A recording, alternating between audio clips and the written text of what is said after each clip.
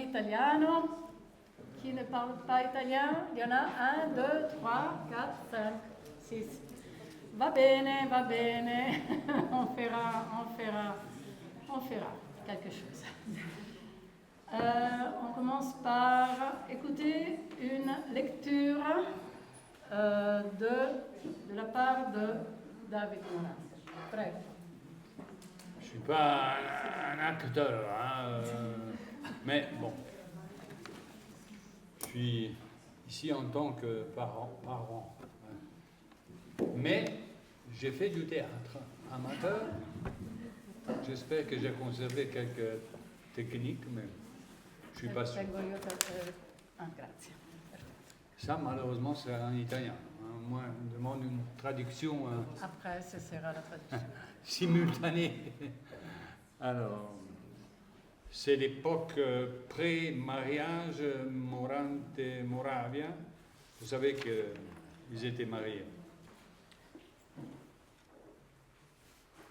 Mi sono pentita di come l'ho trattato, ma se lo meritava, ma almeno un poco. So che è ancora in Grecia, un luogo per me pieno di incantamento. Non ci sono mai stata. Lì la carne degli animali deve essere azzurra. Sì, per certo. E le persone hanno occhi morbidi, quasi liquidi, tridimensionali. Poiché è una terra leggiadra, c'è il rischio che gli si neghi ogni concretezza. Per alcuni non è che un fatto del passato, una bellezza conclusa e abbandonata ormai agli eventi. È il problema di ogni meraviglia. Non so come la pensi Alberto Moravia al riguardo. In realtà non so che possa pensare in questo momento. Non vuol tornare in Italia, questo è sicuro, perché teme che da un giorno all'altro scoppi la guerra. Era il 39, quindi né più nemmeno che un inetto cui dovrei giudicarlo, che si ritrae al cospetto dei pericoli e non un briciolo di virilità. Ma non sono di questa opinione, anche se rido pensando al posto in cui si è rintanato, che è stato un covo di guerrieri, per lo più di scontri sanguinari. No, Alberto decisamente non è un eroe. A me invece piacerebbe esserlo. Un eroe intendo Achille o Arianna, Atalanta, Orfeo. Le cose sarebbero più semplici. La vita dell'eroe è infatti senza spreco. Punta sempre al bersaglio giusto, è dritta, veloce, come la traiettoria di una freccia. Io, al contrario, non commetto che errori. Alberto mi manca molto, non so se avrà l'animo di sopportarmi ancora. Devo imparare a trattenermi, a scendere un'impressione dai contratti reali.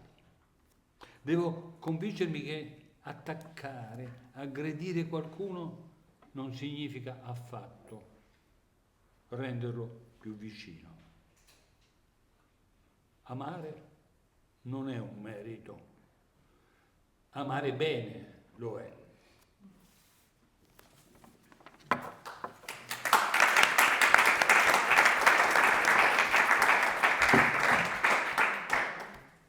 J'ai regretté la manière dont je l'ai traité, mais il le méritait, enfin, un peu. Je sais qu'il est encore en Grèce, un lieu pour moi plein d'enchantement. Je n'y suis jamais allée. Là-bas, la chair des animaux doit être bleue certainement, et les gens ont des yeux doux, presque liquides, tridimensionnels. s'agit d'une terre légendaire, il y a un risque qu'on lui nie tout caractère concret. Pour certains, ce n'est qu'un fait du passé, une beauté achevée et abandonnée aux événements. C'est le problème de toute merveille. Je ne sais pas ce qu'Alberto en pense. En fait, je ne sais pas du tout ce qu'il peut penser en ce moment. Il ne souhaite pas rentrer en Italie, cela est certain, car il craint la guerre, près d'éclater d'un jour à l'autre.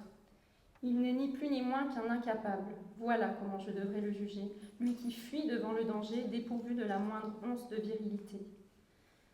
Mais je ne suis pas de cet avis, même si je ris en pensant à l'endroit où il se terre, qui a été d'abord et surtout un repère de guerriers et d'affrontements sanglants.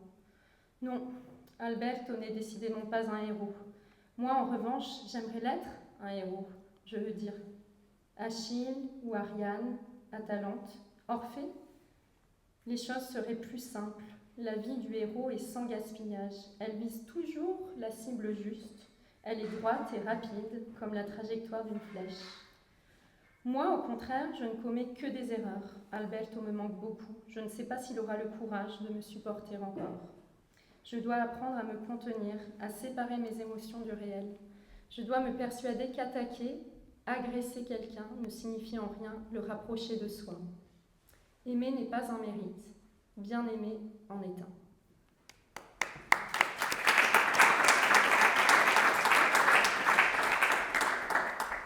Alors, nous sommes déjà entrés en situation directement par la lecture d'un petit chapitre en italien et en français de Elsa, le même nom en version italienne et en version française, parce que pour nous, Elsa, c'est Elsa Morante, mais elle n'a pas besoin de nom de famille.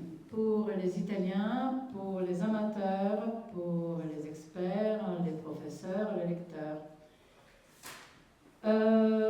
Ce soir, nous accueillons l'auteur de Elsa, Angela Bubba.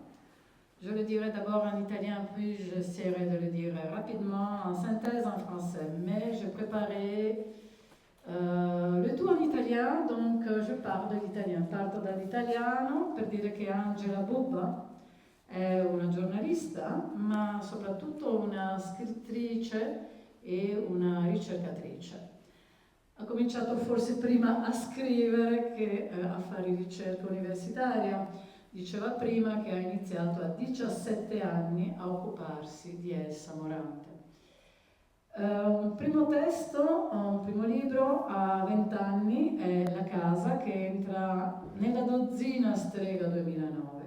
Poi altri 2 romanzi, Marinati nel 2012 per Bompiani e Preghiera d'acciaio nel 2017 per Giunti. Prima di ritornare alla saggistica con Elsa Morante, Madre fanciullo, che le è valso il premio Morante per la critica nel 2016. E dopo il 2016 la preparazione di questo Elsa, edito per Ponte alle Grazie nel 2022. Inutile aggiungere che la sua tesi di laurea all'università era su Elsa Morante. Angela Bubba, donc une journaliste, écrivaine, chercheuse, qui a commencé peut-être d'abord à écrire, puis les travaux de recherche à l'université. Elle a écrit d'abord à 20 ans La Casa, qui a même été primée, disons, qui est entrée dans la douzaine de livres pour le prix Strega en 2009. Puis en 2012 Marinati et Preghiera d'acciaio en 2017. Mais elle est revenue, avant, elle était revenue à l'essai avec un livre qui s'appelle Elsa Morante, mère et enfant, fanciullo, pour lequel elle a eu le prix Morante pour la critique en 2016. Et la préparation par la suite de ce Elsa pour Ponte alle Grazie, qui est sorti en 2022 et qui aujourd'hui est traduit par Florence Goriol, un livre du même nom pour les éditions Héloïse Dormesson. Le livre Elsa avait été proposé aussi pour le prix Strega en 2022 per cette motivation. Il premio ELS era stato proposto da Laura Pugno, une collègue et une écrivaine, au prix Strega 2022, avec la motivation suivante. In Elsa, vita il romanzo o romanzo della vita di Elsa Morante, concordemente riconosciuta come una delle maggiori autrici italiane del Novecento e oltre, in Italia e all'estero, e vincitrice del premio Strega 1957, Angela Bubba si misura carne a carne con un modello letterario di spaventosa potenza e ne dischiude la densità metallica, tenera, disperata e stridente, in limpidezza teatrale, di scena in scena, di decennio in decennio, in questo corposo, leggibilissimo romanzo di più di 400 pagine, sorretto dal lungo studio e lungo amore di una giovane scrittrice che è anche un'italianista.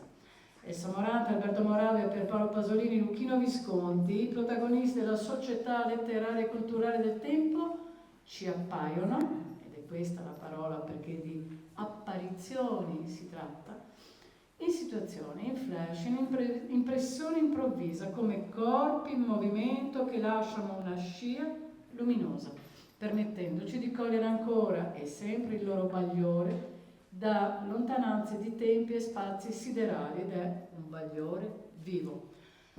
Je vais un peu résumer la motivation de Laura Pugno pour le Premio Strega 2022.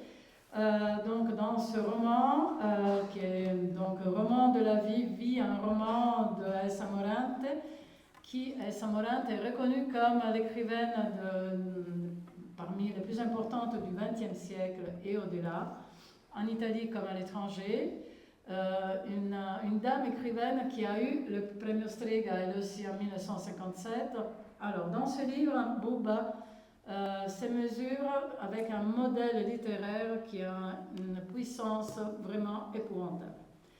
Et à travers ce livre, elle en sort une densité métallique, tendre, désespérée et agaçante, stridente,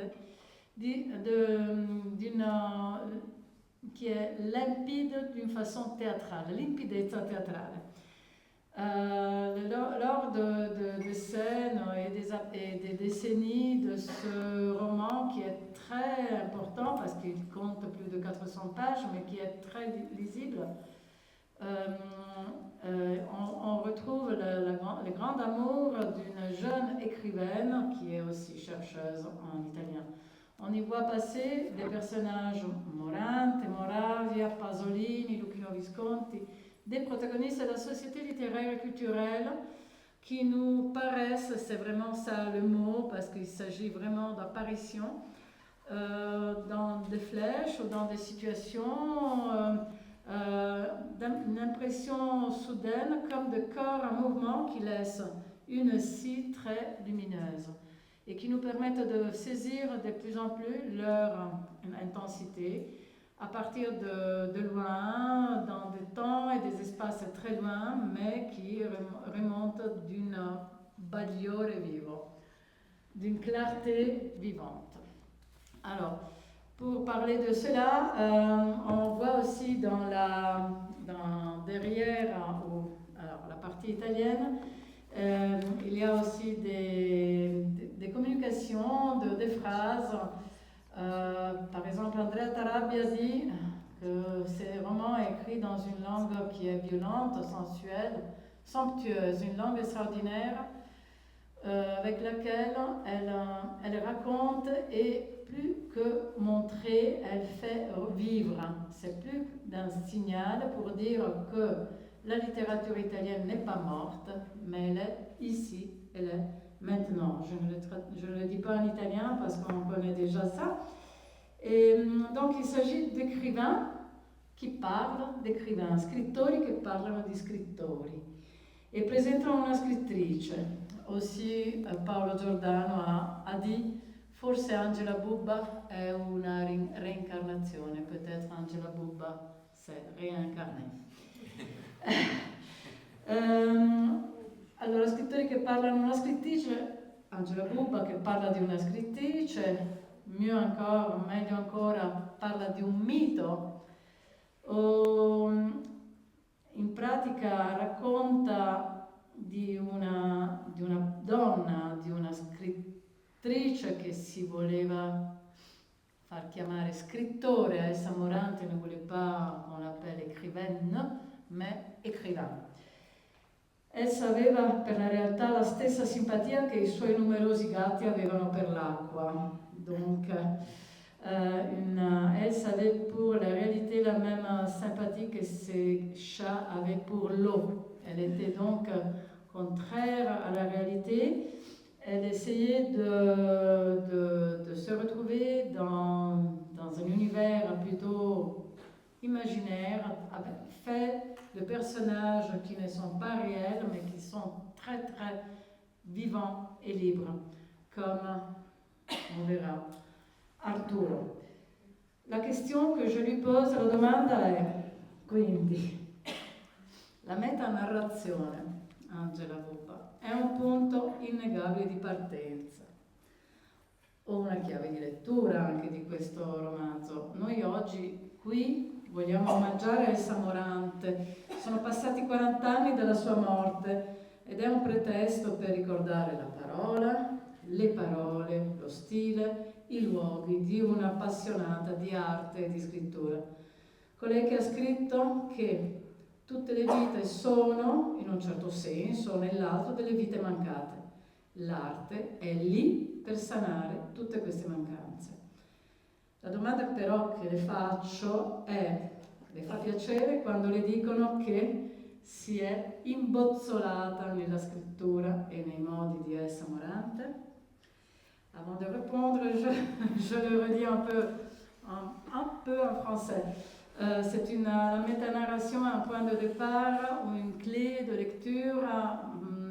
Aujourd'hui, nous rendons hommage à Elsa Morante. 40 ans de sa mort sont célébrés en 2025. Mais c'est aussi un prétexte pour reprendre, se souvenir des mots, du style, des lieux, de quelqu'un qui était passionné d'art et d'écriture. Elle a écrit: toutes les vies sont, d'une façon ou dans une autre, des vies manquées. L'art est ici pour saigner tous ces manques. Et la question que je lui pose est si ça lui fait plaisir quand on lui dit qu'elle est rentrée, si elle est une bozzolata, elle est rentrée comme dans un cocon, dans l'écriture et dans les façons de vivre de Elsa.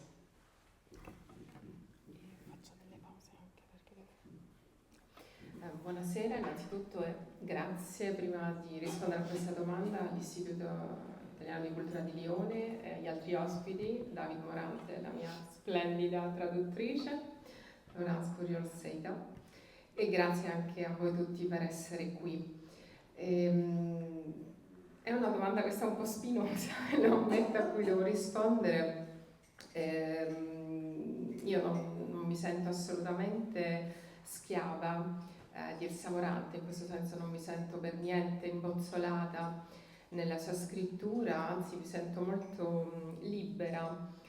Ho sempre sentito questa grande libertà fin dai primi tempi in cui ho posato gli occhi su questa scrittura così magnificente, ecco, per usare un eufemismo, perché non riesco neanche a trovare un aggettivo degno di questa grandezza, di questa potenza letteraria. Ecco, all'interno di tutta questa folgorazione, di questo amore, forse è meglio utilizzare questa parola, mi sono sempre sentita molto libera e di crescere anche col mio stile, col mio immaginario, con la mia voce narrativa, all'interno dell'esempio di quella che è l'autrice per me più corrispondente probabilmente, che mi risuona di più. Io ancora non ho ben chiaro come mai c'è questa attrazione così forte, cioè l'ho decifrata nella maggior parte, ma c'è un margine proprio di indecifrabilità, di mistero, ed è bello anche che ci sia questo, quindi ecco, per rispondere puntualmente a questa domanda, no, non mi sento minimamente imbozzolata, mi dispiace che magari chi ha scritto questa critica, devo dire è una delle poche che sono uscite in Italia, ecco, magari abbia letto questa dipendenza così forte sotto una luce potenzialmente negativa, perché per me non è affatto così, anzi posso anche aggiungere un'altra cosa, il Samorante ha lavorato dentro di me, certamente all'inizio come fascinazione retorica, stilistica, linguistica, ma crescendo, diventando anche io più matura come autrice, mi sono accorta che lavorava dentro di me soprattutto da un punto di vista, vorrei dire proprio morale, etico, potrei anche dire spirituale, quindi va ben al di là appunto del poter riprendere tutta una serie di suoi usi linguistici piuttosto che metaforici e di altri artifici retorici, ecco, quindi ci siamo spostati su territori ben più grandi, complessi, e sono ben felice che questo sia accaduto. Grazie.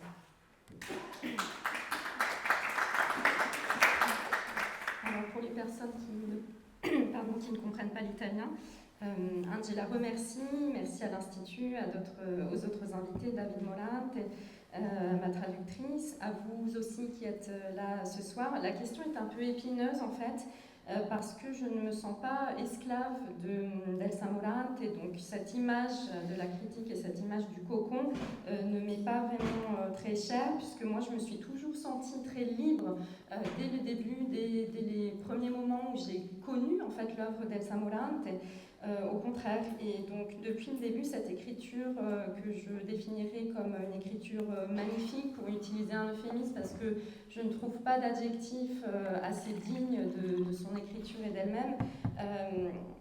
C'est un amour pour Elsa, mais pour lequel je me suis toujours sentie très libre. J'ai pu grandir et j'ai pu créer ma propre voix, développer ma propre voix. Alors c'est sans doute que l'autrice, Elsa Morante, me correspond, qu'il y a beaucoup d'échos entre son univers et le mien. D'ailleurs, ça ne m'est pas toujours rationnellement très clair encore. Il y a pour moi cette fascination qui est encore de l'ordre de l'indéchiffrable, mais c'est très bien aussi, je trouve, qu'il y ait ce côté indéchiffrable. Mais donc non, pour moi, ce n'est pas comme se retrouver dans un cocon, cette dépendance qu'ont vu certains critiques face à l'écriture d'Elsa, qui est pour moi négative, n'est pas présente. Enfin, je ne l'ai jamais senti comme ça. Elsa a sans doute travaillé son écriture en moi. C'est une fascination, oui, rhétorique, narrative, etc. Mais je me suis rendu compte que c'était même beaucoup plus large, en fait, et que ça va jusque quelque chose que je pourrais définir comme un point de vue moral, éthique, voire spirituel même. Donc qui va bien au-delà juste d'une fascination et d'une reprise, on va dire, d'outils rhétoriques. Merci Florence pour le double travail de présenter et aussi de traduire là, pour présenter l'ouvrage, pour essayer de ne reprendre que des éléments, pour vous laisser aussi la possibilité de poser des questions éventuellement. Je passe directement justement à l'activité de traduction de Florence Couriol. Et je la présente en disant que Florence Couriol-Seta est une traductrice littéraire de Lyon, professeure d'italien, spécialiste en littérature italienne contemporaine, qui a vécu à Rome lors de son doctorat, et même avant ou après. Couriol a traduit de l'italien des œuvres de Guy Chardin, de Daniele Zovi, d'Anna Felder, Laura Mancini, mais aussi des poètes Fabio Pusterle et Giorgio Orelli. Elle est interprète. Elle a récemment animé un atelier de traduction au Festival Italissimo à Paris, où elle a proposé aussi des parties, des passages de Elsa. Nous savons aussi que, et je veux aussi vous le dire, à l'origine de cette rencontre aujourd'hui, il y a la ville de Chambéry, à l'occasion du Festival du Premier Roman d'il y a 2 ans. Il y a 3 ans, bientôt 3 ans, Le festival du premier roman de Chambéry, c'est un festival avec qui l'Institut culturel italien collabore depuis longtemps. Et là, à cette occasion, j'avais assisté à la rencontre avec deux auteurs qui parlaient de biographie, des romans biographiques. Et l'une c'était italienne et l'autre était français. Et c'était une rencontre organisée en collaboration avec Lucio La Vagabonda, qui est présent ce soir aussi, bien sûr, pour la revente des livres de Bubba et aussi des livres de Elsa Morante. Et Florence Kugel a assuré la traduction de cela. La version française, je crois, a pris forme à cette occasion. La version française du roman de Angela Bubba, de Elsa, a commencé à naître à l'occasion de cette rencontre. Donc la question que je voulais aussi poser à Florence est une question pour chacun, pas une seulement. C'est un texte, Elsa, è un testo molto lungo e credo che la lingua non presentasse particolari complessità dialettali, stilistiche.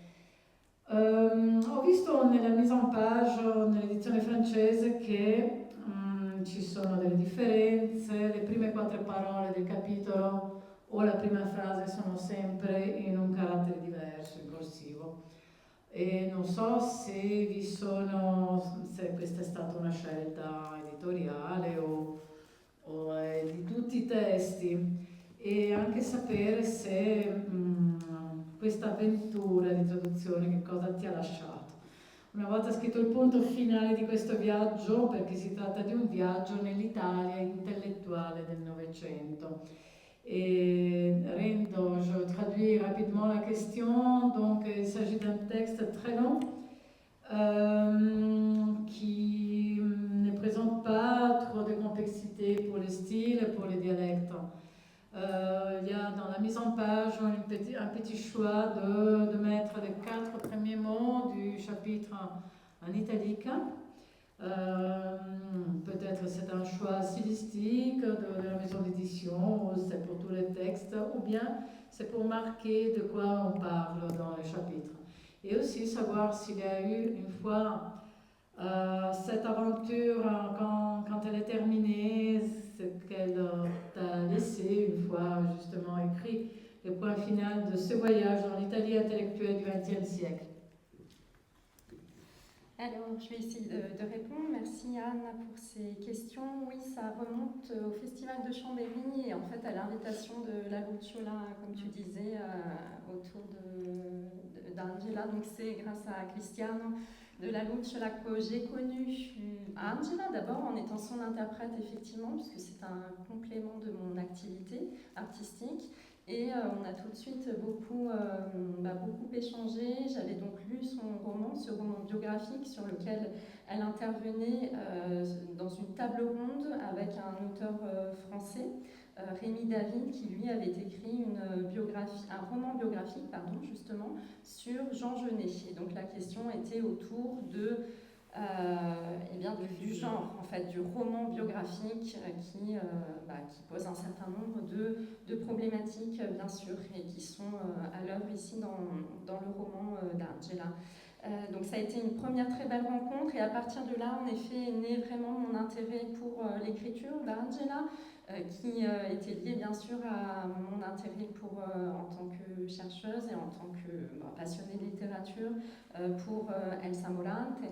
Et donc j'ai voulu le traduire, j'ai voulu que le lecteur, les lectrices francophones puissent en profiter. Donc tu dis qu'il est long, mais personne ne va vouloir l'acheter si on dit ça. Il est long, mais scorre, c'est-à-dire qu'il est justement d'une limpidité, et là c'est pour répondre à ta question sur la complexité. Alors certes, pas du tout de complexité dialectale, ce n'était pas l'enjeu. Peut-être que tu poses cette question parce que je me suis occupée aussi des problématiques des dialectes dans la littérature italienne contemporaine, et ce n'était pas le cas et pas l'enjeu. Je dirais que la complexité, c'est-à-dire l'intérêt fondamental et l'originalité de ce roman, donc en italien et pour moi aussi en tant que traductrice, c'était, vous l'avez entendu dans notre première lecture, des passages à la première personne du singulier, qui sont des passages, peut-être qu'Angela aura le temps d'en parler, où Angela, dans certains courts passages, c'est 15 à 20% du texte seulement, fait intervenir la voix d'Elsa, mais en première personne, donc à la première personne, comme un peu un journal intime, apocryphe, c'est ce que je me souviens, tu avais dit d'ailleurs. Tu comprends un petit peu. Allora, ma questa volta lo dico in italiano. Lasciamo eventualmente appunto descrivere questa organizzazione della scrittura. La prima lettura era appunto quasi una parte di un diario che Elsa scrive in prima persona, mentre il resto, e quindi la domanda è che tipo di parlare di questa composizione, di questa scelta stilistica.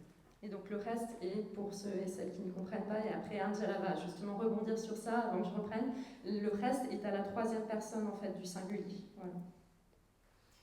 Ok, allora il romanzo è costruito innanzitutto in modo analistico e per la maggior parte in terza persona.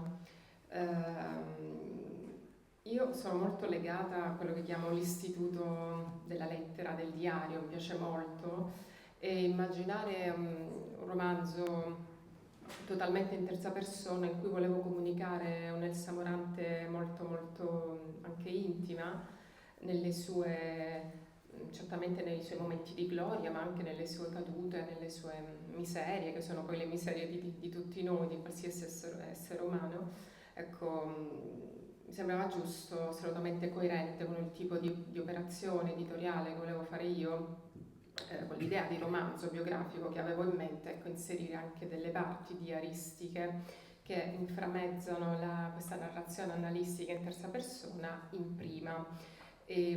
Sono scritte da me, ma nella finzione il lettore deve credere, per un patto, il magico patto sempre tra lettore e autore, che sono appunto scritte da Elsa Morante. Queste parti il mio editore ed editor Vincenzo Stuni le ha soprannominate gli apocrifi, in sostanza degli apocrifi falsi, appunto, in realtà sono scritti da me, ma nella finzione io ho immaginato che fosse Elsa Morante stessa a scriverli.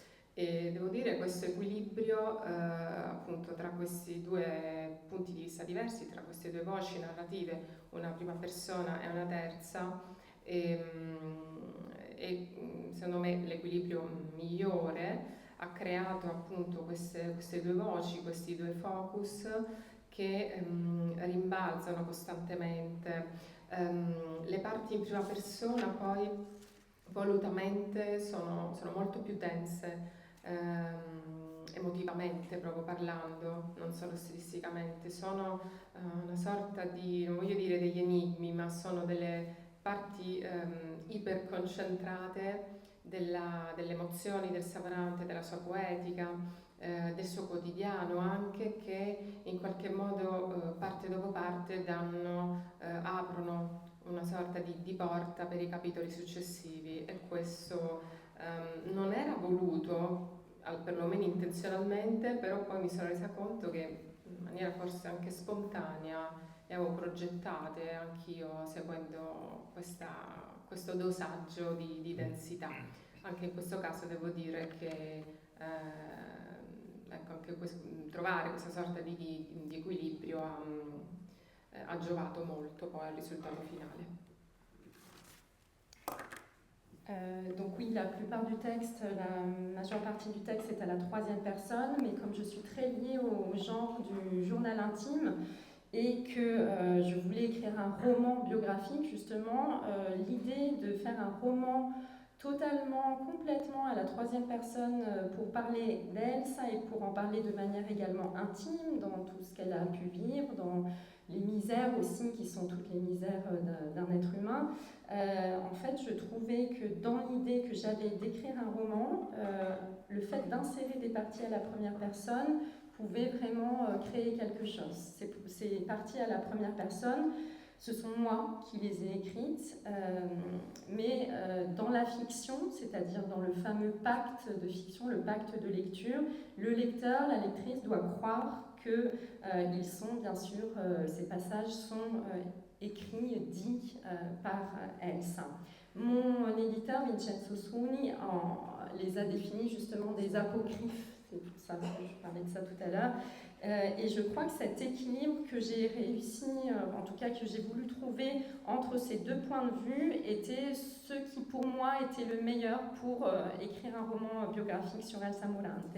Il a permis cet équilibre de créer ces deux voix qui en fait se font écho. Et ces parties à la première personne sont beaucoup plus denses, beaucoup plus intenses du point de vue émotif en fait, du point de vue de... je dirais même peut-être, alors pas tout à fait des énigmes, mais qu'en tout cas ils sont très concis, très concentrés sur son quotidien, sur sa poétique, donc ils permettent aussi d'ouvrir une porte sur les chapitres qui vont venir. Ce n'était pas forcément voulu au départ, mais je me suis rendu compte que ça fonctionnait bien et que c'était ainsi que je l'avais projeté. Et en tout cas, je pense que trouver cet équilibre a permis un meilleur résultat, en tout cas pour mon roman.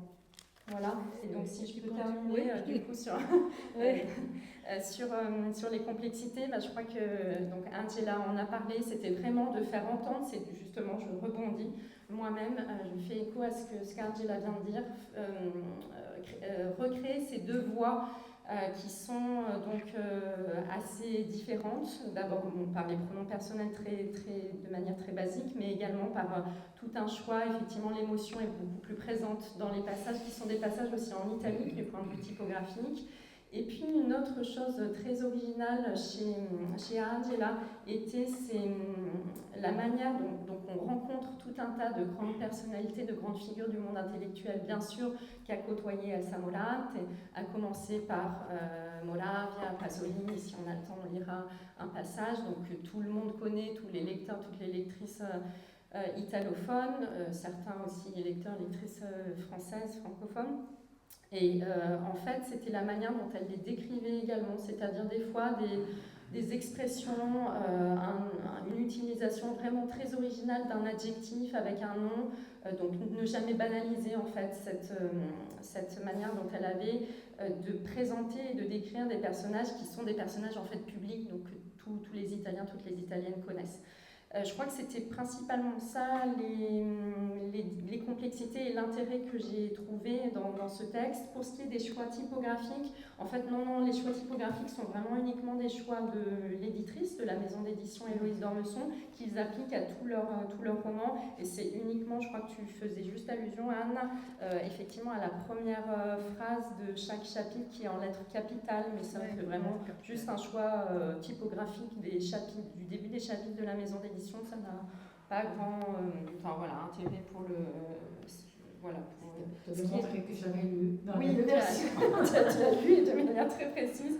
Non, ce qui comptait, c'était bien sûr de garder aussi du point de vue typographique les parties en italique. Qu'est-ce que cette aventure m'a laissé une grande fascination, si c'est ça aussi, je crois que c'est le terme du moment, une grande fascination d'abord pour l'univers d'Inde, et là bien sûr aussi revivre, parce qu'on revit clairement pour celles et ceux qui connaissent l'œuvre, et aussi le personnage public donc d'Elsa, revivre pleinement, revivre effectivement aussi les misères, les moments beaucoup plus difficiles de la vie d'Elsa, et les moments plus intimes aussi, parce que Angela a fait également beaucoup de recherches, elle est également chercheuse donc, et elle a fait aussi beaucoup de recherches dans les archives sur des lettres, donc là aussi il y avait énormément de références, des lettres, tous les échanges de lettres, tout ce qui lui a été aussi raconté, voilà, je crois que ça m'a laissé beaucoup de quelque chose de très vif en fait, de très vivant en même temps.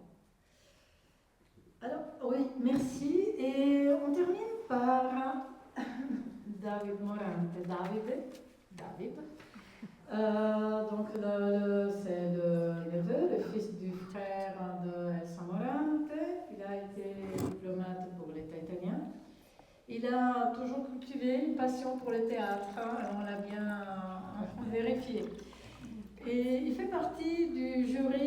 édition du jury du prix Elsa Morante depuis 20 ans. Le début, 2000, 39. 2000 environ. Voilà. Environ l'année 2000. À partir, oui, du début du prix, del premio. Comme ça. Et donc, c'est un prix c'est une initiative qui prime des auteurs dans des différents secteurs. Tous les ans au mois de mai. Les secteurs du cinéma, de l'art, de la musique, de narrative littérature, livres pour enfants, graphic novel, critique littéraire. C'est un prix aussi que cet institut a accompagné dans le passé. En 2025, il y aura la 39e édition du prix. Donc le jury et le président est Dacio Maraini. Et le jury est formé de personnages du monde du journalisme, de l'actualité culturelle italienne, alors Fiorenza Sarzanini, Vincenzo Colimoro, Lino Guanciale, David Morante, Marco Cervo, Antonio Parlati, Tiuna Notarbartolo, Alfredo Rapetti, c'est-à-dire Mogol, et Teresa Triscari. Mogol et son fils. Et son fils même. Et donc, dernièrement, je crois, à l'occasion du dernier prix à Naples, vous avez l'habitude de reprendre, de raconter des aventures, des anecdotes, de faits vécus avec Elsa, votre tante. Et vous racontez des choses dites en famille peut-être. C'est une famille d'une interprète qui est tellement importante dans l'histoire de la littérature italienne du XXe siècle. Et je pense que vous avez des souvenirs d'une femme qui aimait aussi rire, qui aimait aussi s'amuser peut-être dans les voyages, qui aimait aussi raconter. Dans l'ouvrage Elsa de Angela Bubb, il y a des parties qui sont dédiées au père au pluriel aussi, à la mère, à la sœur. Il y a peu de références à votre père, Marcello, peut-être seulement dans la période de l'enfance. Et alors, moi je pense, tout le monde voudrait connaître, savoir quel était le type de liaison entre Elsa et ses frères. Votre frère était très aimé dans l'enfance par Elsa. Et encore savoir si c'était une dame vraiment si dure de caractère, avec les neveux, un peu comme votre sœur Laura aussi raconté plusieurs fois. Oui. Moi, ce que je voudrais dire, c'est que la vision, l'idée qu'on a des Morante est très variable selon 3 situations différentes. Celle surtout, notre hôte d'honneur qui a écrit, étudié énormément, mais après sa mort, ceux comme moi et ma famille qui l'ont connu, et ça c'est une chose que peu de gens savent, mais Elsa en parle aussi, la mère d'Elsa Morante. Moi, quand je décris son caractère à des amis, pas souvent à des conférences, je dis qu'elle avait un caractère qui était plus que difficile. Quelquefois, je l'appelle un syndrome, sans dire qu'elle était malade, mais... Et bon, je voudrais citer, mais ça c'est parenthèse, un film, très beau film d'ailleurs, de 1980, je crois, avec 2 acteurs formidables qui sont Philippe Noiret et Michel Serrault, un grand film qui s'appelle Pile ou Face. Et les 2 personnes se parlent entre eux, un décrit sa femme dans des termes, une femme très difficile, c'était Serrault. Et Noiret dit, et votre femme demande à Noiret. Et Noiret répond, je ne sais pas si on peut définir vraiment une femme. Moi, j'étais plutôt un caractère, voilà. C'était un caractère. Alors, évidemment, ça c'est une parenthèse, c'est un peu une blague, mais le caractère d'Elsa était tellement fort. Mais moi, j'aurais jamais connu un caractère aussi fort si je n'avais pas connu ma grand-mère. C'est-à-dire, elle a, bien après, moi je dirais même après sa mort, j'ai réfléchi, et je pense qu'il y a quelque chose d'héréditaire, absolument, ça c'est certain. Et la différence, c'est que sa mère, extrêmement ambitieuse, sa mère a été primée Sicilienne. Non, romaine. Enfin, d'origine du Nord. Mais elle habitait à Rome. Alors, sa mère était juive, chose qui a influé beaucoup et après dans la suite de l'histoire. Et sa mère était très ambitieuse, mais elle était trop tôt pour qu'une femme puisse vraiment émerger en Italie. C'était compliqué. La première était Grazia Deledda, qui a été prix Nobel, mais c'était le 19e siècle. Et ma grand-mère a été récompensée par le roi Humbert, parce qu'elle était la plus jeune enseignante d'école primaire, et c'était encore le 19e siècle. Et alors, sa mère avait un caractère impossible. Et impossible. On était tous terrorisés. Mais après, elle a transmis. Moi, j'en suis sûr. C'est pas une chose médicale, mais ça se voit. Son caractère extrêmement difficile de la mère. À la deuxième génération, ça s'estompe un peu, heureusement, parce que ma sœur Laura a un caractère très difficile. Mais enfin, ça s'estompe, parce que elle, ça c'était vraiment là.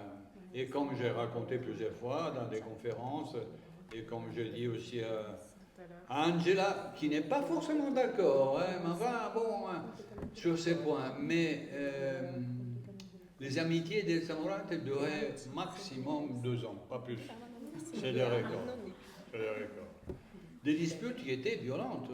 Elles ne se disputaient pas comme ça, ben, au revoir, on ne se verra pas. Non, c'était des disputes,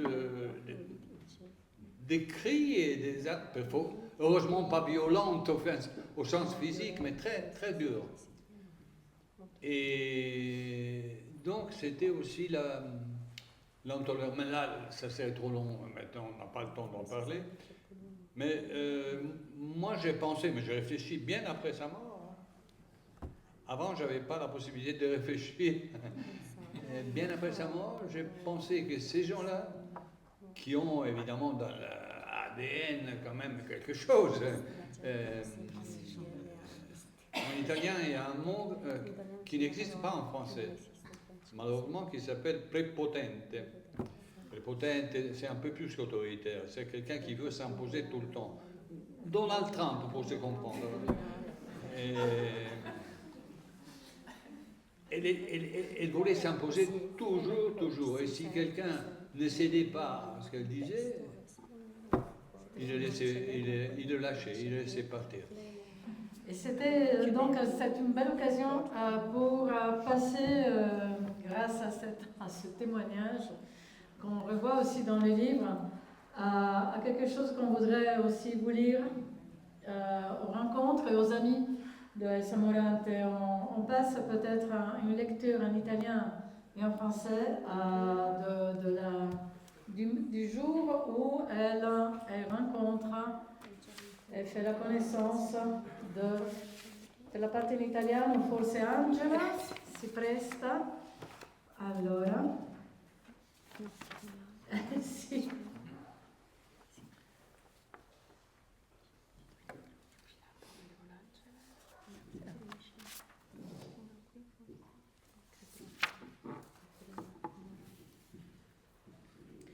È il momento in cui Elsa Morante conosce il suo futuro migliore amico, cioè Pier Paolo Pasolini. siamo nel 1954. Prego, accomodati. Grazie. C'è qualcuno in casa? Elsa?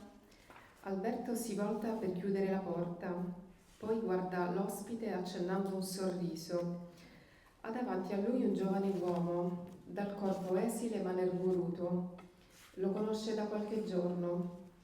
È rimasto colpito dalla sua gentilezza e dalla tendenza ad ascoltare più che a parlare. I suoi occhi sono accesi, nerissimi, sono chiusi in un silenzio simpatico. Si chiama Pierpaolo. Fa come se fossi a casa tua, dice Alberto. Toglie intanto la giacca, va verso la cucina e controlla che non ci sia qualcuno. Non si sa mai, fa con delusione. Elsa è molto miope, magari è pure sorda. Non vorrei disturbare, interviene Pierpaolo. Sciocchezze. Sarà andata a dar da mangiare ai gatti del quartiere. Lo sai che è una patita? Forse non te l'avevo detto. È una gattara, come si dice a Roma. Gattara, ripete Pierpaolo. Sono nella casa di Via dell'Oca. È un giorno di febbraio non particolarmente rigido. Alberto prende posto sul divano, non troppo distante dal nuovo amico. Lo osserva. È educato e ossequioso, un po' intimidito dall'atmosfera. Fra le poche cose che gli ha confidato la sera in cui si sono conosciuti, c'è anche di aver letto un racconto di Elsa. Ne è rimasto abbaiato. Ora però sta scrivendo un romanzo, gli confida Alberto. Davvero? Sì, è molto presa. Non le si può dire nulla. Con questo non voglio spaventarti. Hai molte più probabilità tu di avere un buon trattamento che io. Pierpaolo serra le labbra per contenere il riso. Accavalla poi le gambe e sistema la cravatta. C'è in lui l'ansia di reprimere qualcosa, non solo l'emozione. È solcato da un dolore lucente. È il problema di tutti i visionari. Rischiano di dimenticare la realtà, nella quale però vivono. Elsa è così, domanda l'ospite. E come? Si definisce una realista ma rifiuta la realtà, proprio come un gatto rifiuta l'acqua. Forse è per questo che le piacciono così tanto questi animali. Alberto fa una pausa, dà un'occhiata all'orologio. Sul serio, riprende con affabilità e sfregandosi le mani. È più forte di lei. Per Elsa il reale è una forma di mortificazione, non crea un grave spreco di tempo. Le fa orrore, ecco, dover andare appresso a un sacco di fatti che distraggono l'anima dalla sua altezza. Parli delle cose spicciole di tutti i giorni? Fare la spesa, guidare, andare alla posta. Le vede come sconfitte, veri e propri attentati al meglio che la vita offre, vita che nel suo caso significa immaginazione. E a te invece piace il reale? Mi piace abbastanza, sì, e in ogni sua manifestazione. Credo che il mio sforzo più grande sia cercare di comprenderlo e di tradurlo, di farlo parlare. Pierpaolo vorrebbe aggiungere altro, un'osservazione che prende le parti di Elsa. Fa allora per aprire la bocca, ma si interrompe. Qualcuno è entrato in casa. Finalmente, esclama Alberto. Sbaglio o ti avevo detto che sarei venuto qui con un tuo ammiratore? Mi devi perdonare. Ho dovuto sfamare certi cuccioli, sono nati da poco. Ora dovrò farli adottare. Essa abbiascica qualche scusa. Nel frattempo avanza in direzione di Alberto, lo bacia. Con la coda dell'occhio però intravede l'estraneo, una persona distinta, dagli abiti eleganti e con la faccia da ragazzo. Non lo saluta subito, anzi lo assale. Lo attenta con aria indagatrice, peggio di una cartomante di fronte a un disperato. I pregiudizi la raggiungono e con queste immagini e profezie di bellezza è avvolta in uno scialle di lana. Lo tira dai gomiti continuando a fissare la figura. Piacere, Pierpaolo Pasolini. Quella allunga una mano e lei ricambia. Piacere mio, Elsa Morante. Donc, En français? oui. Donc c'est le moment où où Elsa se où où Elsa va faire la connaissance en fait de son futur meilleur ami. On parlait tout à l'heure des amitiés que vous avez vu défiler à un moment derrière. C'est Pierpaolo Pasolini, donc le grand réalisateur. On est en 1954. Et donc c'est Alberto Moravia, le mari d'Elsa Morante, qui l'introduit à Elsa. Voilà. Donc on est au début du chapitre. Je t'en prie, installe-toi. Merci. Il y a quelqu'un, Elsa? Alberto se retourne pour fermer la porte, puis il avise son invité et esquisse un léger sourire. Devant lui, un jeune homme au corps frêle mais musclé. Il le connaît depuis quelques jours. Il a été impressionné par sa gentillesse et sa capacité à écouter, plus qu'à parler. Ses yeux vifs, d'un noir profond, se referment sur un silence sympathique. Il s'appelle Pierpaolo. Fais comme chez toi, lui dit Alberto qui enlève sa veste, se dirige vers la cuisine et vérifie qu'il n'y ait personne. On ne sait jamais, ajoute-t-il déçu. Elsa est myope, il se pourrait qu'elle soit sourde aussi. Je ne veux pas déranger. N'importe quoi, elle a dû aller nourrir les chats du quartier. Tu sais que c'est une vraie fana, je ne te l'avais peut-être pas dit, c'est une gattara, comme on dit à Rome, une véritable femme à chat. Gattara, répète Pierpaolo. Ils sont dans l'appartement de la Via dell'Oca. C'est un jour du mois de février, pas particulièrement froid. Alberto prend place sur le canapé, non loin de son nouvel ami. Il l'observe. Ce dernier est poli, respectueux, un peu intimidé par l'atmosphère des lieux. L'une des rares choses qu'il a confiées à Alberto le soir où ils se sont connus, c'est qu'il a lu une nouvelle d'Elsa et qu'il a été subjugué.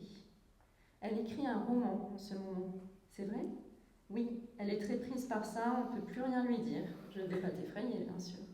Tu as bien plus de chances que moi de bénéficier d'un traitement de faveur. Pierpaolo pince les lèvres pour se retenir de rire. Il croise les jambes, arrange sa cravate.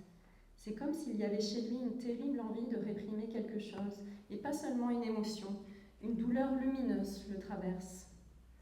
C'est le problème des visionnaires, ils risquent à tout moment d'oublier la réalité dans laquelle ils vivent toutefois. Elsa est comme ça ? Demande l'invité. Oui. Elle aime à se définir comme une réaliste, mais elle rejette la réalité, de la même manière qu'un chat rejette l'eau. C'est peut-être pour ça que ces bêtes lui plaisent tant. Il fait une pause et jette un coup d'œil à sa montre. Je t'assure, reprend-il sur un ton affable et en se frottant les mains, c'est plus fort qu'elle. Pour elle, ça, le réel est une forme de mortification, ainsi qu'une très grave perte de temps. Ce qui lui fait véritablement horreur, c'est de devoir courir après tout un tas de choses qui détournent l'âme de sa grandeur. Tu veux dire les petites choses du quotidien ?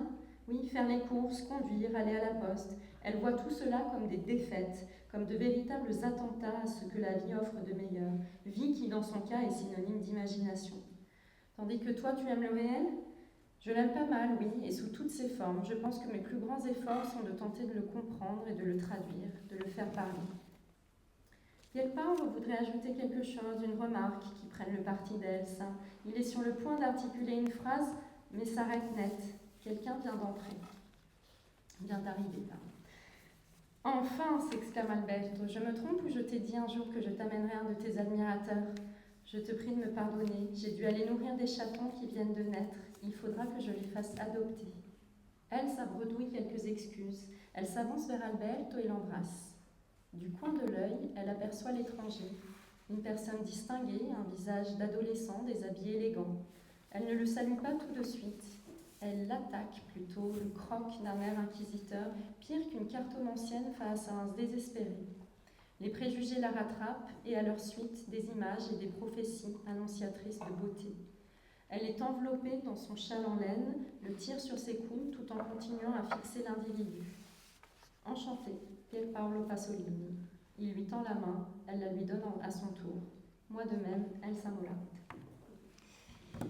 On aurait voulu aussi vous proposer une troisième lecture pour laquelle on n'aura pas énormément de temps. Mais c'était une lecture très importante parce qu'elle permettait de faire entrer un personnage qui n'est pas réel mais qui est fortement présent dans le livre. Et c'est le personnage de Arturo. Arturo qui prend le nom d'un livre que vous connaissez sûrement. Et On vous propose de lire d'une façon un peu autonome cette partie qui est à la page 273 du livre en français. Et cela, avant de vous montrer quelques images de vidéos sur Elsa et de vous laisser la possibilité de poser des questions, je pose une dernière question pour nous dire qui est Arturo, quel est le rôle de Arturo dans votre roman Angela et pourquoi vous avez proposé ce protagoniste dans le livre.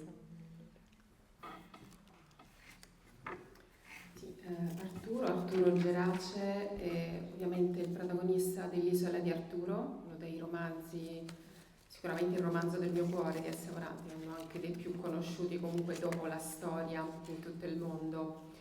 E ho deciso di prendere questo nome in prestito da Elsa Morante, in cui Elsa Morante tra l'altro si raffigura più che si rivede, anzi meglio che raffigurarsi, tra tutti i suoi personaggi è quello in cui lei si rivede di più ed è lei stessa a dirlo creando una sorta di anagramma, sarebbe un po' troppo complicato da spiegare, nel dedicatario dell'opera di Elsa di Arturo. Se aprite quel libro sia in edizione italiana e in francese troverete un dedicatario, quel dedicatario è un anagramma del suo nome e cognome, ecco, per farvi capire quanto lei in quel protagonista si sia sempre rivista, riflessa.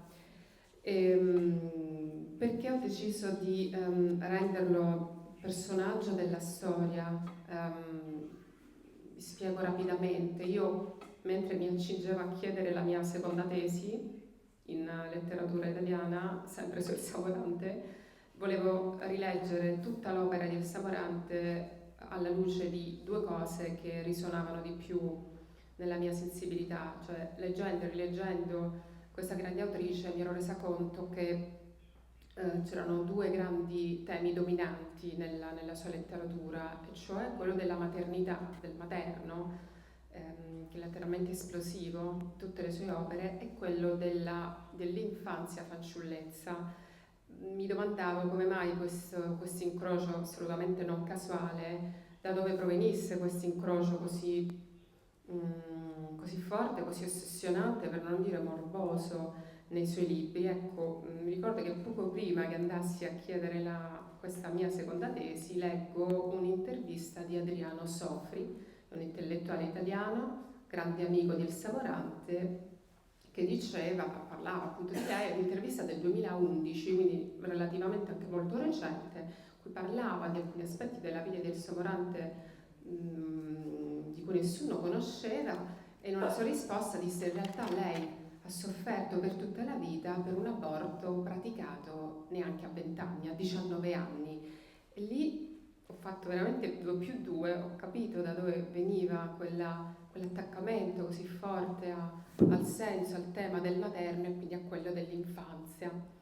Tutto questo ovviamente lo troverete, questo aspetto contestualizzato narrativamente nel mio romanzo, e ho voluto dare voce a questo figlio che lei non ha mai avuto, o figlia, ho voluto dargli il nome di Arturo perché appunto è questo fanciullo, questo eterno fanciullo a cui lei ha dato la morte, perché si trattava di un aborto non spontaneo, quindi volontario. E quando Adriano Sofri dice che lei ha sofferto per tutta la vita, dilaniato per questo dolore, si riferisce appunto a questo, quindi anche raffigurare costantemente ragazzini e ragazzine in un determinato modo nella sua letteratura è anche un modo per dar voce eternamente a quel figlio, a quella figlia mai nata. Ecco, io a questo figlio, a questa figlia ho voluto dar voce in qualche modo, e ho scelto il nome Arturo perché tra tutte le sue creature, tra tutte le sue proposte di fanciulli, fanciulle, mi sembrava quello a lei più vicino,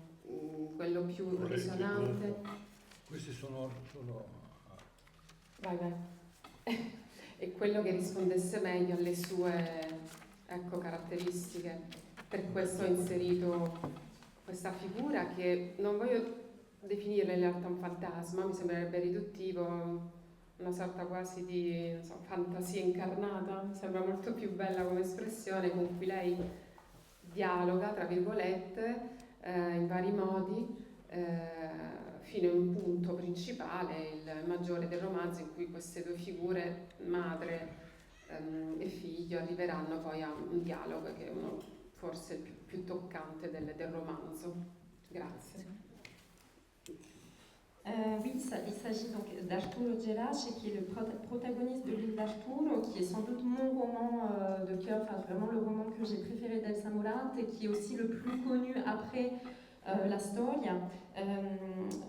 Elsa Morante se voyait vraiment, se revoyait dans ce personnage, elle le dit elle-même à plusieurs reprises. Et elle a même créé, alors ce serait un peu compliqué d'expliquer là ce soir, mais si vous ouvrez le roman L'île d'Arturo, que ce soit en italien ou en français, dans la dédicace, la personne à qui l'ouvrage est dédicacé, il y a un anagramme de son propre nom avec Arturo. Donc c'est pour dire en quoi et comment elle s'est toujours vue en fait en lui, en ce personnage, elle s'est toujours reflétée dans ce personnage. Et donc moi, quand j'ai voulu faire écrire mon deuxième mémoire en littérature italienne, toujours sur Elsa Morante, et j'ai lu et relu ses œuvres, et je me posais toujours la question des thématiques principales qu'on retrouve donc dans toute l'œuvre d'Elsa Morante, à savoir le côté maternel, la maternité, et puis les images de l'enfance et de l'adolescence, fanciullo justement en italien. Donc j'avais vraiment ça en tête. Et je tombe, pour cette recherche, je tombe sur une interview d'Adriano Sofri, grand intellectuel italien et qui a été un grand ami d'Elsa Morante. C'était une interview relativement récente, puisque c'était une interview de 2011. Et Adriano Sofri y écrivait, il disait qu'Elsa a souffert toute sa vie durant du fait d'avoir avorté à même pas 20 ans, à 19 ans en fait.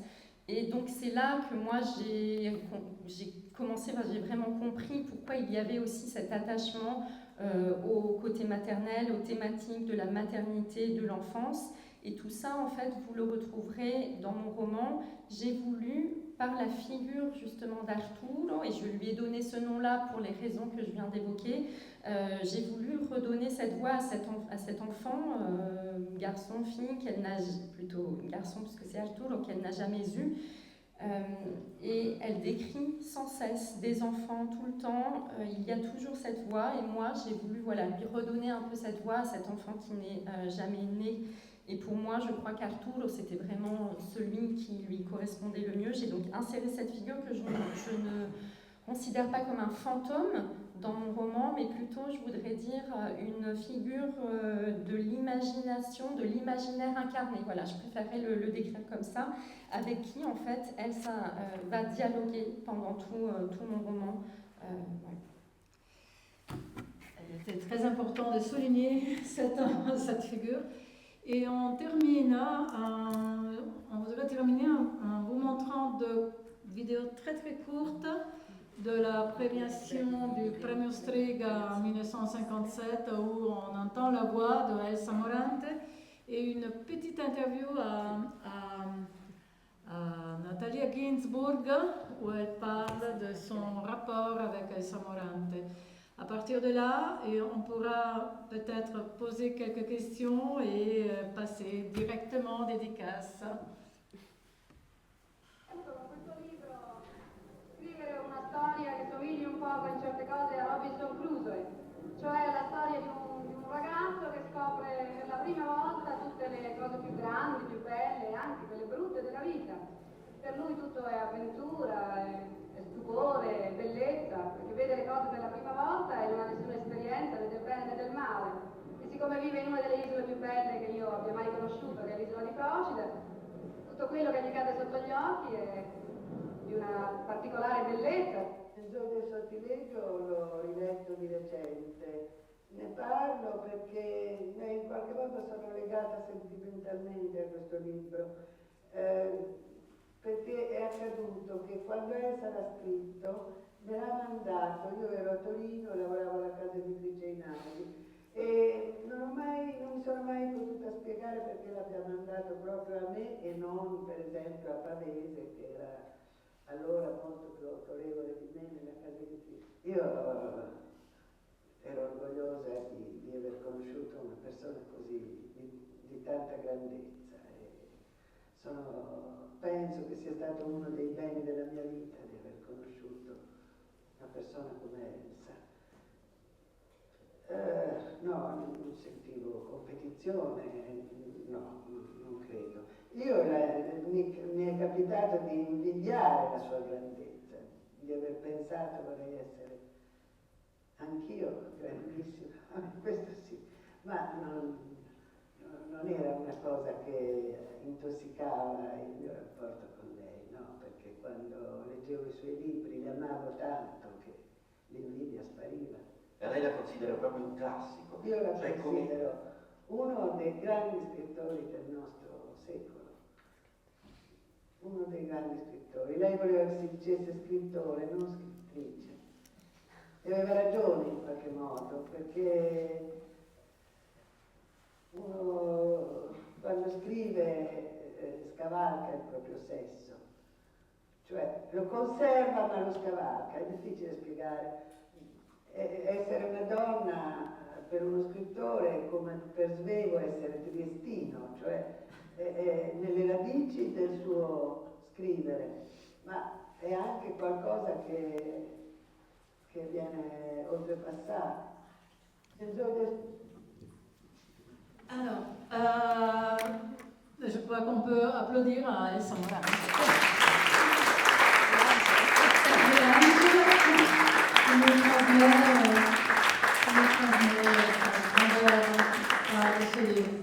Il y a peut-être un moment pour quelques petites questions, ou si vous voulez, vous les poser pendant que vous lui demandez la dédicace, quand vous voulez. Comment vit-elle la mort de son ami Pasolini dans les circonstances que l'on connaît?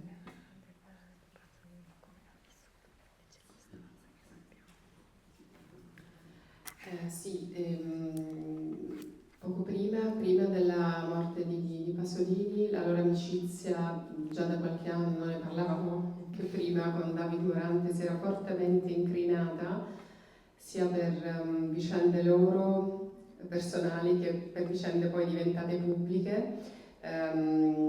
L'apice forse è stato toccato poi con la bruttissima stroncatura alla storia pubblicata da Pasolini nel 1974. Loro due non credo si siano riappacificati, vero, prima della morte di Pasolini, ecco.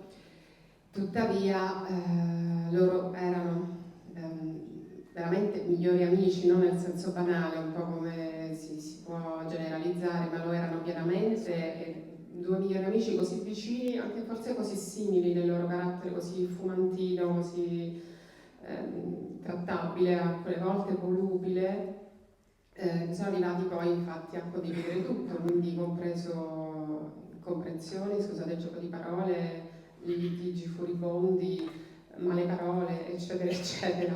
E questo però non ha minimamente attaccato il grandissimo che qui amore che c'era l'uno, che avevano l'uno per l'altro e l'immensa stima. Elsa Morante uscirà completamente distrutta da quella morte e soltanto recentemente, una decina di anni fa, poco più di 10 anni fa, è stata pubblicata una poesia inedita di Elsa Morante dedicata appunto a Pierpaolo Pasolini, scritta dopo la sua morte, che commemora quella morte tragica, violenta, e che leggendola è davvero una poesia straziante.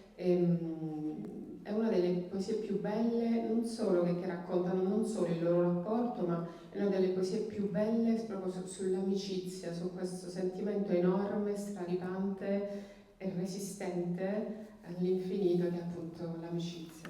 Posso aggiungere una cosa? Il rapporto con Pasolini, che è durato molto di più, in francese? Prima la traduzione, dopo. Et le rapport avec Pasolini, qui a duré beaucoup plus que les autres, hein, parce qu'en général, la moyenne d'amitié Samouraï, c'est entre 1 et 2 ans. mais elle était aussi professionnelle. Je crois que j'ajoute quelque chose avec à ce qu'Angela dit, parce que Pasolini tenait énormément à la musique dans ses films. Et elle, c'était une grande mélomane. Toutes les musiques de Pasolini sont inspirées par Elsa Morante.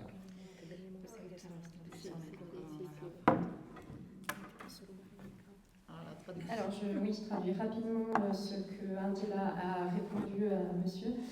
Leur amitié, en fait, entre Pasolini et Elsa Morante, c'était depuis quelques années déjà, avant sa mort, énormément dégradée, en fait, pour des raisons à la fois publiques et personnelles et privées, et qui ont peut-être, donc l'apologie, on va dire, de cette mésentente a été sans doute la très dure critique que Pasolini a faite de la Storia lors de la publication de la Storia en Italie. On est en 1974 et donc ils n'étaient plus du tout en bons termes, ils n'ont plus été amis.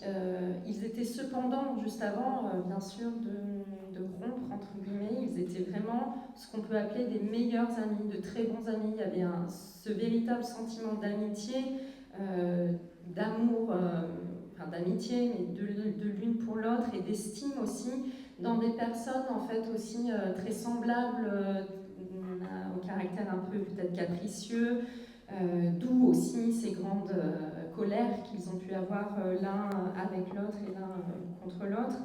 Mais Elsa est complètement détruite par la mort de Pasolini, et en fait il y a 10 ans a été publiée une poésie inédite d'Elsa Morante à Pasolini qu'elle avait écrite après sa mort, qui est une poésie vraiment déchirante, qui raconte bien sûr leur rapport, leur relation, mais qui raconte aussi en fait le sentiment de l'amitié dans ce qui est comme sentiment qui résiste à tout. Est-ce qu'il y a une autre dernière question? Malheureusement, on doit courter un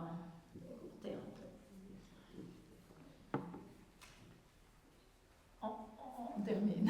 Allora, finalement, io ringrazio le persone oggi venute ad assistere a questa presentazione. Ringrazio Angela Buppa.